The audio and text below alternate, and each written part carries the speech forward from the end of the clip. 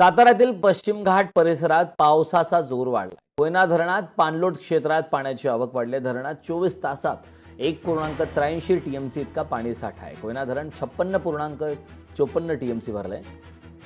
महत्त्वाची अपडेट आहे।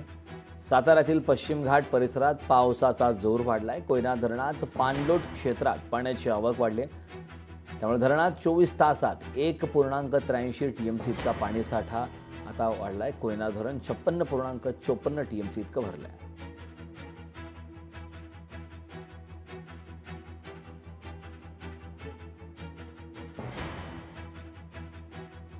पश्चिम घाट परिसरात पावसाचा जोर वाढलाय। धरणात केवळ 24 तासात 1.83 टीएमसी इतका पाणी साठा वाढलाय। कोयना धरण आता 56.54 टीएमसी इतकं भरलंय।